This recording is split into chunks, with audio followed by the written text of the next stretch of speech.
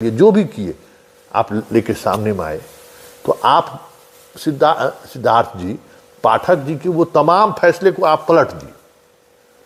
लेकिन पाठक जी जो high court में जो एफिडेविट किए हैं सरकार की तरफ से, उसको आप पलट नहीं सकते हैं। तो क्या आपको किसी ने बताया नहीं कि नियोजित शिक्षक मामले में हाई कोर्ट का एक जजमेंट आया है 1942/2024, वो केस नंबर है, और उस केस का जजमेंट 2 अप्रैल 2024 को आया है। उस जजमेंट में साफ तौर पर बहुत कुछ लिखा हुआ है। उस जजमेंट में सरकार के तरफ से एफिडेविट करके कोर्ट को सूचित किया गया है कि जो भी नियोजित शिक्षक हैं, अगर वो परीक्षा सक्षमता परीक्षा में फेल भी हो जाते हैं तो हम उनको नौकरी से नहीं हटाएंगे। आप शपथ दिए हैं एसीएस के रूप में। भले आज पाठक के जगह पर सिद्धार्थ है, लेकिन एसीएस ने जो शपथ दिया है उसके आधार पर जजमेंट है। उस शपथ को बदल कैसे दिए भाई आप? इसीलिए कहते हैं कि आप कैजुअल काम करते हो भाई। अब उसमें 44 नंबर पेज पर जाइए और 18 नंबर जजमेंट के उस 18 नंबर पॉइंट पर पढ़िए क्या लिखा हुआ है। उसमें साफ तौर पर लिखा हुआ है कि जो लोग परीक्षा भी देते हैं, पास भी कर गए, और अगर वो चाहते हैं कि हम अपने कैडर में बने रहें, तो आप उनको बाध्य नहीं कर सकते हैं किसी भी तरीके से। और आप जो नियमावली बनाए, बड़ी बात यह है, इसलिए हम कहते हैं कि देखिए कैजुअली मत लीजिए चीज़ों को। आपने जो नियमावली बनाया, जो नियमावली आपने पब्लिश की 7/10/2024 को, क्या उस नियमावली में कहीं आपने लिखा है कि जो भी विशिष्ट शिक्षक अगर कोई चॉइस नहीं देते हैं तो उनको हम गृह जिला मानते हुए हम उनका तबादला किसी दूसरे जिला में कर देंगे? क्या आपने ये लिखा है? आपकी नियमावली में वो चीज़ें हैं? आपकी नियमावली में कहीं लिखा हुआ है कि 10 गो अनुमंडल आपको चॉइस दिया जाएगा? आपके नियमावली में कहीं ये लिखा हुआ है कि जो भी शिक्षक इस हैं नहीं, अनुमंडल आपने माना है कि भाई अनुमंडल से बाहर हमको सबसे पोस्टिंग करना है, यही ना? और अनुमंडल से बाहर वाले अनुमंडल में अगर जिला के नहीं तो जिला के बगल वाले अनुमंडल में करेंगे जो आपके करीब हो।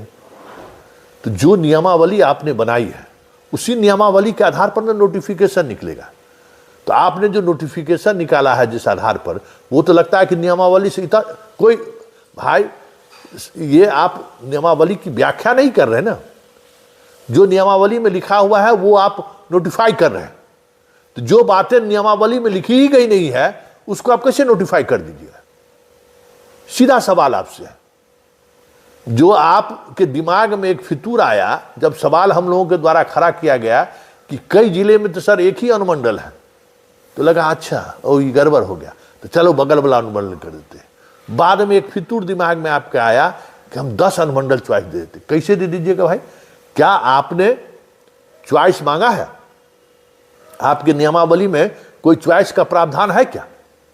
जो राज्यपाल के बिहाफ में जो गजट जारी हुआ है, आप ही ने जो बनाया है, उसमें कहीं दूर दूर तक ये बातें लिखी हुई है क्या?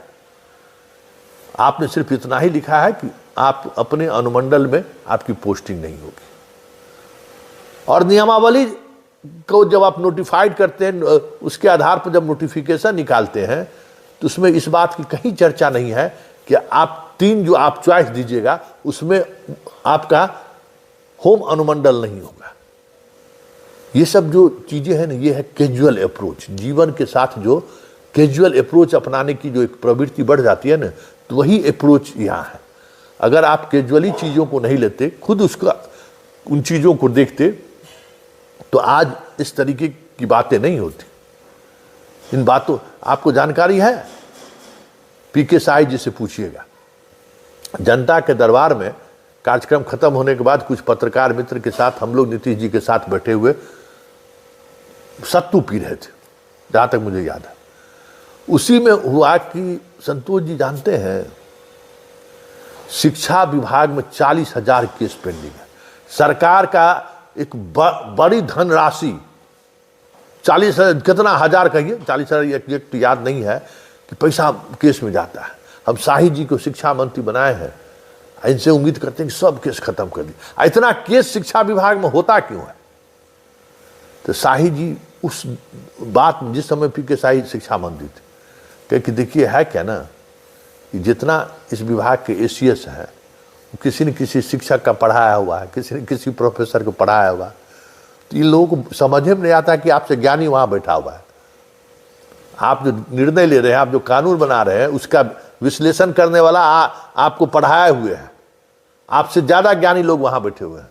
इसलिए जब आप ज्ञान दीजिए ना तो थोड़ा अध्ययन करके दीजिए। लेकिन एक भी एसीएस आपका जो है ये सब अध्ययन नहीं करता है। जो मन होता है अपना डिसीजन ले लिया और नोटिफिकेशन जारी कर देता है, उसी में सब मामला फंसता है। पता नहीं अब क्या हुआ। तो उसी समय शाही जी को मुख्यमंत्री कहते कि एक ऐसा प्रावधान करिए कि नीतिगत कुछ जो निर्णय है ना, वो निर्णय सरकार ही बदल सकती है और विधानसभा के माध्यम से बदला जा सके। कुछ ऐसा प्रावधान कीजिए इस विभाग में। भाई हम बताइए कितना करोड़ रुपया सरकार का केस लड़ने में जा रहा है और हारिए। फिर उसी दौर में जो है 32,000 35,000 शिक्षक वाला मामला चल रहा था, बहाल करने वाला, सुप्रीम कोर्ट से जो आ रहा था बार बार। तो पीके शाही उसका भी उदाहरण दिए कि वो पंडितवा के चक्कर में जो है सो देखिए हम लोग तनाव में है। कोनो को झाजी ओझा कोई था, उसके चक्कर में हम पढ़े। बताइए सब जो है सो फेलियर सब है, इसको अब बहाल करने के लिए सुप्रीम कोर्ट दबाव बनाए हुए है। तो ये सारी बातें इसलिए हो रही है कि हमारे शिक्षा विभाग का कोई मान्य नियम कानून नहीं है, नियमावली नहीं है, जिसमें संशोधन करने का अधिकार सिर्फ और सिर्फ सदन को। यहां तो नियमावली बनाता है, एसीएस बदला उसको बदल देता है। समस्या यही है, इसलिए सबसे ज्यादा मुकदमा होता है। तो मुझे लगता है कि उस जो पीके शाही और मुख्यमंत्री के बीच जो बातचीत हुई थी विभाग के संचालन के नियमावली को लेकर, जिसको सदन से पास करने की बात हुई थी, वो लगता है बना नहीं। तभी ये स्थिति है कि जिसको जो मन है वो कर दिए। अब लीजिए देखिए, अब ये जो नई बातें सामने आई है, इससे तो साफ जाहिर होता है कि कोर्ट के फैसले के बाद जिस शपथ दिया जिसने सरकार ने, उस शपथ पत्र का खुद सरकार उल्लंघन कर रही है। तो कोर्ट में तो एक तारीख भी नहीं टिकेगी ये पूरा तबादला नीति। लेकिन हम आपको फिर चलते चलते कह देते हैं, ये तबादला नीति में नियोजित शिक्षकों को लेकर कोई मतलब समझदारी नहीं है कि हम उसको पोस्टिंग करें, उससे काम लें। बस जो बीपीएससी वाला जो अभी हम कहे हैं ना, खेला वही है कि जितने अधिकारी का बाल बच्चा, पुतोह, पोता पोती, नतनी जितना है, साली सरहज जो टीचर बना है, उसको बढ़िया जगह में शहर में पोस्टिंग हो जाए और यूपी वाली सबको जो है सो बॉर्डर पर चला जाए। बस यही उद्देश्य है। और हमें लगता है कि कोर्ट खुलते ही छठ के बाद जो फर्स्ट हियरिंग में जो है सिद्धार्थ जी को जो है लील डाउन कर देगी कोर्ट। ये साफ इस जज में इस शपथ पत्र जो उन्होंने सरकार दी है और उस आधार पर जो कोर्ट का जजमेंट है, उससे साफ ऐसा ही लग रहा है।